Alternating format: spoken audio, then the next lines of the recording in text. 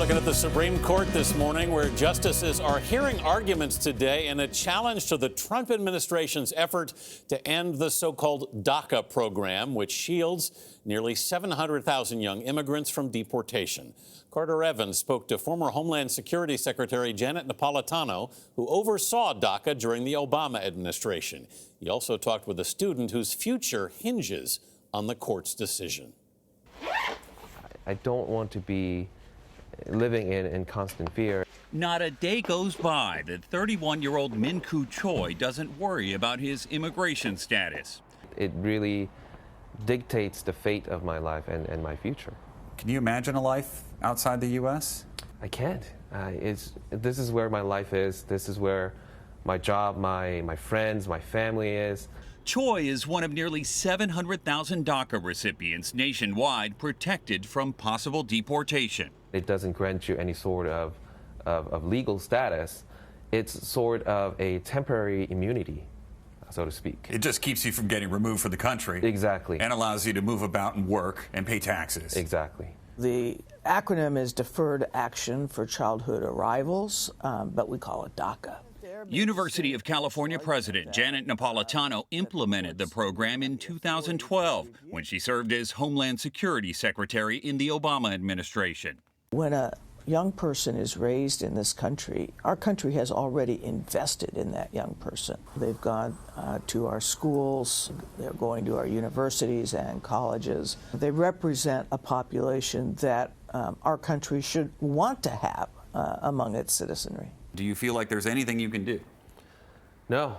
Choi is a UC student working to become a pharmacist, currently doing part of his clinical rotation at a children's hospital in Central California. He came to the U.S. from South Korea with his family when he was 15 years old. His parents and younger sister became legal U.S. residents, but during the family's green card application process, Choi became ineligible. I aged out. You turned 21. Exactly.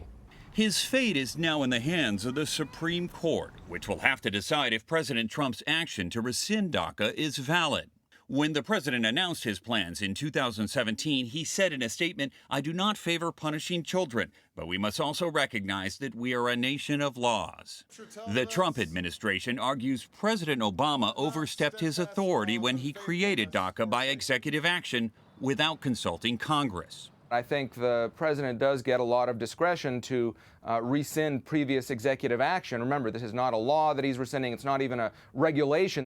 Ilya Shapiro is director of constitutional studies at the Cato Institute. He wrote a brief for the Supreme Court. I'm a supporter of DACA, of the DREAM Act, of Congress passing legislation to provide lawful status and other benefits to people who are brought here illegally as children. But the president can't do that by himself. That is just flat out wrong. The executive has to set priorities, and the executive has to have the authority to establish programs like DACA.